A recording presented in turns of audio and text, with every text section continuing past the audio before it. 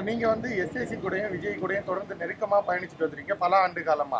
அவர் படத்தை தயாரிச்சிருக்கீங்க, அவர் படத்துல நடிச்சிருக்கீங்க, அவர் கூட அவ்வளவு நெருக்கமா இருக்கீங்க. இப்ப அவர் கட்சி தொடங்கியிருக்காரு, நீங்க இங்க வந்து சேர்ந்திருக்கீங்க. இது எப்படி பாக்குறீங்க? நீங்க அவர் கூட சேராம நீங்க இங்க வந்தது எப்படி சார்? இது வந்து ஒரு நடிகர், அவர் ஒரு நடிகர் கூட பணியாற்றும் போது அவர் சிறப்பாக பணியாற்றுவார் என்ற எண்ணத்தில் நானும் அவர் கூட இருந்து கட்டமைத்தவன் தான். இந்த கலப்பை மக்கள் இயக்கம் எப்படி கட்டமைத்து அதை ஒழுங்காக நடத்துகிறோனோ, விஜய் மக்கள் இயக்கத்துக்கும் நான் ஒரு மிகப்பெரிய ஒரு பில்லராக இருந்து பணியாற்றியவன் என்று அவங்களே சொல்லியிருக்காங்க.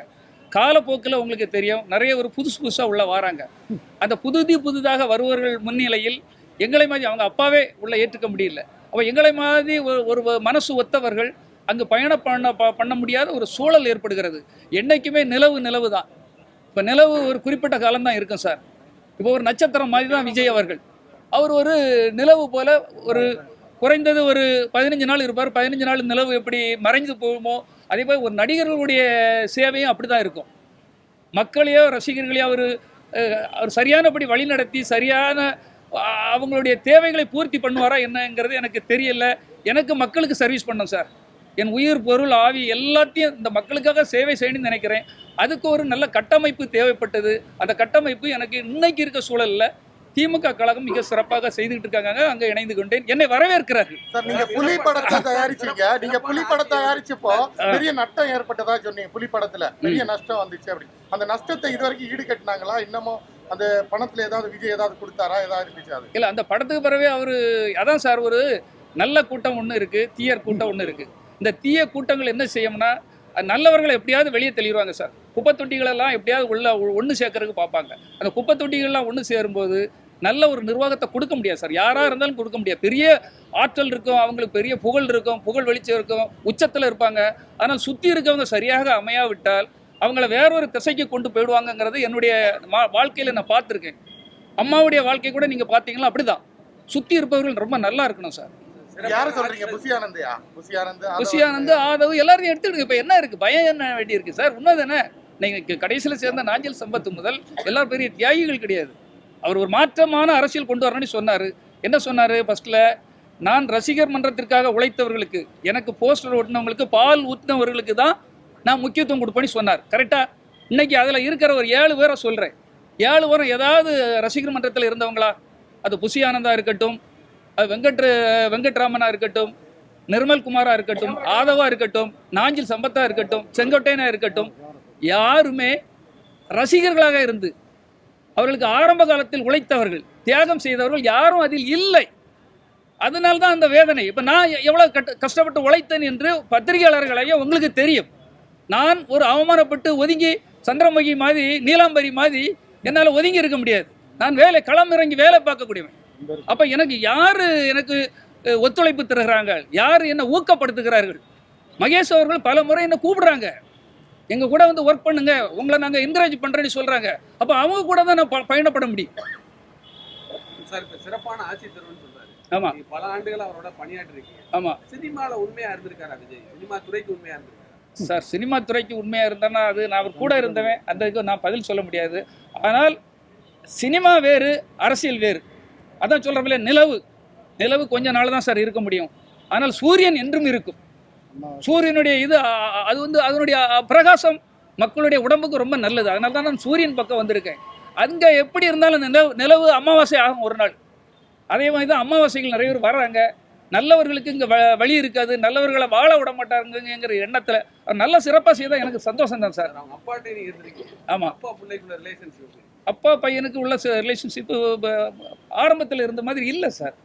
அதான் அப்பாவே பிரிக்கிறாங்கன்னா அப்போ நம்ம மேலாம் எப்போ ஆத்திரம் சொல்லுங்க பார்ப்போம். ஒரு தகப்பன் வந்து சந்திரசேகர் வந்து அவருடைய வாழ்க்கைக்காக அவ்வளவு உடல் பொருள் ஆவி தியாகம் அத்தனையும் அவருக்காக செய்தார். அவருக்கே உரிய மரியாதை இல்லை. அப்போ புதுசாக யாரோ வந்து, அதாவது எதையாவது இந்த விட்டில் பூச்சிகளை எதையாவது பண்ணி உடனே போயிடும்ல, அதே மாதிரி புதுசாக யாராவது வராங்க, அவங்க வந்து நிரந்தரமான ஒரு நல்ல அவரை கைட் பண்ண முடியாதுங்கிறது என்னுடைய ஒரு கருத்து சார். சார் 300 கோடி ரூபாய் சம்பளத்தை விட்டுட்டு நான் வரேன்னு விஜய் வந்து பேசுறாரு. புலி படத்துக்கு நீங்க எவ்வளவு சார் சம்பளம் கொடுத்தீங்க? இல்ல அந்த சம்பளத்தை பற்றி எல்லாம் நம்ம பேச முடியாது, நடந்து முடிஞ்ச கதை சார். நீங்க அது புலியை பற்றி புலியாலே நான் பயந்து போய் இன்னைக்கு வர பயந்து ஓடிட்டு இருக்கேன். நீங்க திரும்ப கட்டிப்பட்டது போதாதா? அதனால புலி மேட்டரை விட்டுருங்க. இன்னைக்கு நான் வந்து அவ்வளவு ரைடு என்ன அந்த பிரச்சனையை தீர்க்க முடியல. எனக்கா ரைடு வந்து நான் ஒரு சாதாரண ஒரு PRO சார், ஒரு பத்திரிகையாளர். ஏன்ட்ட உங்களை மாதிரி ஒரு பத்திரிகையாளர் என்கிட்ட என்ன இருக்கும்? ஆனால் நான் அதனால் மாட்டப்பட்டேன், வஞ்சகர்களால் மாட்டப்பட்டேன். கூட இருந்தவங்க போட்டு விட்டுருக்கான். அதாவது அவர் கூட இருந்த ஒரு 8 பேர் என்னுடைய இடத்துக்கு வரக்கு ஆசைப்படுறாங்க. பிடி சுலகுமார் இருந்த அளவு வளர்ந்துட்டாரு, பிடி சுலகுமாருக்கு புலினி படம் ப்ரொடியூஸ் பண்ண கொடுத்துட்டாரு, இவனை எப்படிடா காலி பண்ணலான்னு வச்சு ரைடை உருவாக்குறாங்க. இதெல்லாம் உருவாக்கப்பட்டது, அவங்களே சொல்கிறாங்க, இது நான் சொல்லலை. ரைடு பண்ணி முடிச்சதும் எங்கள் வீட்டில் ஒன்றும் இல்லை சார், கவனமாக இருங்க சார், உங்கள் கூட இருக்கவங்க தான் எங்களுக்கு இப்போ திரும்ப பெட்டிஷன் தந்தது. அப்போ கூட இருக்க சகுனிகளை வைக்காதீங்கன்னு சொல்ல கூட நம்மளால முடியலைன்னா மாதிரி எப்படி ஒரு தலைவன் கூட இருக்க முடியும்? அவருடைய வளர்ச்சிக்கு போட்டோவை தெருவாக எடுத்துகிட்டு போனோம் சார். ஒரு பத்திரிகை ஆஃபீஸுக்கு ஒவ்வொரு ஆஃபீஸுக்கும் போய் எடுத்துகிட்டு போனவன் நாங்கிறது தெரியும். ஆரம்பத்தில் என்ன அவர் மேலே இருந்தால் கொதிச்சிட்டாரு இல்லை, இதெல்லாம் தெரியணுங்கிறக்காக சொல்கிறேன் சார். சாதாரண அப்பாவி ரசிகர்களுக்கு தெரியணும். எத்தனையோ விஜய் ரசிகன், பிரியமுடன் விஜய் 9 பத்திரிகை நடத்தியிருக்கேன் சார். இதை எதுக்கு சொல்லணும்னா, மனசுக்குள்ள அவ்வளோ கஷ்டத்தையும் வலியும், நமக்கும் ஒரு வாய்ப்பு கிடைக்காதான்னு தானே ஏங்கிட்டு இருப்போம். 27 ஆண்டுகள் எதுக்கு உழைக்கிறோம்? ஒரு விவசாயி ஒரு மரத்தை எதுக்கு வளர்க்குறான்? அந்த மரம் வளர்ந்த பிறகு பழம் சாப்பிடலாங்கிறதுக்கு தானே உழைப்பான். அதே மாதிரி தானே நம்மளும் உழைச்சிருப்போம். அந்த பழம் காய்க்கும் போது வேற இல்லாமல் பறித்து தின்னுட்டு போன குரங்கு, நரி, நாய் எல்லாம் பறித்து தின்னுட்டு போகும்போது அந்த விவசாயிக்கு எவ்வளோ வேதனை இருக்கும். அந்த வேதனை ஒரு என்ன மாதிரி தியாகம் பண்ண ரசிகர் மன்றங்களில் உள்ளவங்களுக்கோ பொறுப்பாக இருக்கவங்களுக்கோ எனக்கோ இருக்கக்கூடாதுங்கிறதுல என்ன தவறு இருக்கு? மனவேதனை இருக்கு சார். சார், இப்ப மக்கள், அதாவது விஜய் ரசிகர் மன்றத்துல இருந்து மக்கள் இயக்கமா மாறும்பொழுது நீங்க பயணிச்சிருக்கீங்க. அப்படியானதுல ஒரு நிர்வாக செயல்பாடுன்னு ஒண்ணு இருக்குல்ல, அதாவது மக்களை அணுகுறது, அவங்களுக்கான செயல்பாடு. இப்போ ஒரு பெரிய கட்சியாக மாறி இருக்கும் போது அந்த அணுகுமுறைக்கான தலைமை பக்குவமாக அவருக்கு இருக்குன்னு நினைக்கிறீங்களா? தலைமை பக்குவம், அதாவது பயிற்சியாளர், நல்ல பயிற்சியாளர்கள் வேணும் சார், நல்ல தகுதி வாய்ந்தவர்கள் வேணும், நல்ல பக்குவப்பட்டவர்கள் வேணும், திறமையாளர்கள் வேணும். அவர்களை, அதாவது ரசிகர்களை வழி நடத்தணும் சார். ஒரு வருஷம் ஆச்சு கட்சி ஆரம்பிச்சு, அவர் பண்ணலன்னா அவருடைய தவறு தான். தலைமை சரியா இருக்கணும். அதாவது தலைமை சரியா இல்லைன்னா எப்படி தொண்டர்களை வழி நடத்த முடியும்? அவர் அதுக்கு பக்குவப்படணும். அவர் வரணுங்கிறத இன்னும் என்னுடைய ஆசை சார், நல்லபடியா வரட்டும். ஆனால் என்னுடைய பயணத்தளத்துக்கு அது சரியான இடம் இல்லை. எனக்கு இங்க ஒரு நல்ல அங்கீகாரம் தராங்க. கூட்டம் வரதெல்லாம் கண்டிப்பா ஓட்டா மாறாதுங்க. கூட்டம் வந்து ஒரு 2 நாளைக்கு முன்னால சினேகா ஒரு ஃபங்க்ஷனுக்கு போயிருக்காங்க, டி நகர் பக்கம். அவ்வளவு டிராபிக் ஜாம், மொத்தமா ஜாம் ஆகி நிற்குது. ஒரு நடிகை எங்க போனாலும் நடிகை பார்க்கறதுக்கு அவங்க ரசிகை மட்டும் இல்லை, எங்க ஒரு பூ வியாபாரி, தொழிலாளி எல்லா வேலையும் போட்டு அந்த நடிகை பார்க்க போவாங்க. ஒரு நடிகர் வந்தாலும் நடிகரை பார்க்க போவாங்க. அதுக்காகவே புரட்சி ஏற்படுத்தி விட்டது, அவருக்காகவே அவ்வளோ ஓட்டம் போட போறாங்க, நாட்டையே தலைகளாக மாற்றி விடுவார்கள் அப்படின்னு கனவுல கூட நினைக்க வேண்டாம். நீங்க ஒர்க் பண்ணணும், மக்களுக்கு களமிறங்கி வேலை பார்க்கணும், மக்களுடைய பிரச்சனைகள்லாம் தீர்க்கணும். ஏழை இளைஞர்களுக்கு என்ன பிரச்சனை இருக்கு, வேலை வாய்ப்பு பிரச்சனை என்ன, நீராதாரம் பிரச்சனை என்ன, விவசாயிகள் பிரச்சனை என்ன, தொழிலாளர்கள் பிரச்சனை என்ன, நெசவு தொழிலாளர்கள் பிரச்சனை என்ன, திருப்பூர் பனியன் ஃபேக்டரி பிரச்சனை என்ன, அத்தனை பிரச்சனைகளை பற்றி எங்கேயாவது பேசுறாங்களா? சும்மா சிஎம்ஐ குறை சொல்றது, அவரை குறை சொல்றது, இவங்களை தாக்குறது, இந்த விஷயங்களை விட்டுட்டு மக்கள் பணிக்கு வாங்கன்னு தான் நான் சொல்றேன்.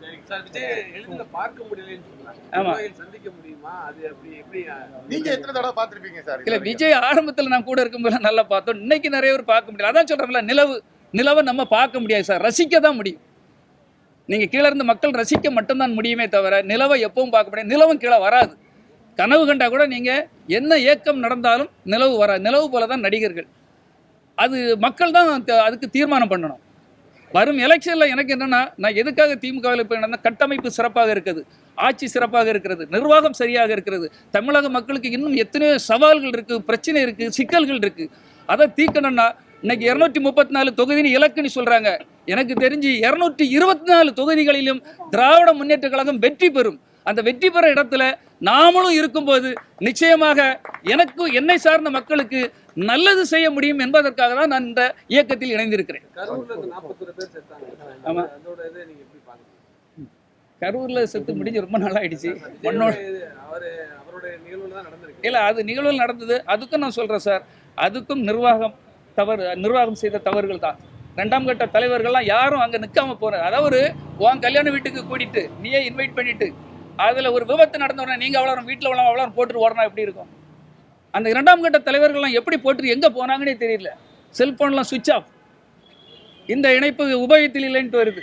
அப்ப இது வந்து ஒரு தலைமை பண்புக்கு அழகு இல்லை. இதைத்தான் சொல்லிக் கொடுக்கணும். ஒரு பிரச்சனை அங்க நிக்கணும், அவன் தான் தலைவன். விஜய் தைரியமா எதிர்கொள்வாரா சார்? அது பாத்துருக்கீங்களா? இது நான் உங்களுக்கே தெரியும், எல்லாம் யார்கிட்ட கேட்டே தெரிஞ்சுக்கிறதுக்கு இருக்கீங்க.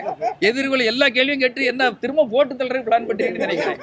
அந்த அளவுக்கு மோசமா சார் போட்டு தள்ளுற அளவுக்கு? போட்டு தள்ளுற என்ன, ஒருத்தன் கேட்க ஒருத்தன் மிரட்டுறான். நீங்க என்ன சார் திடீர்னு டிஎம்கேக்கு போறீங்கிறா?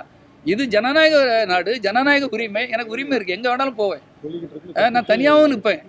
அதனால என்ன வந்து யாரும் அது பிடி சொல்லுங்க யாராலும் தடுக்க முடியாது. அது வந்து உங்களுக்கு தெரியும். நம்ம நல்லதுக்கு கூட நிற்போம், அவ்வளவுதான்.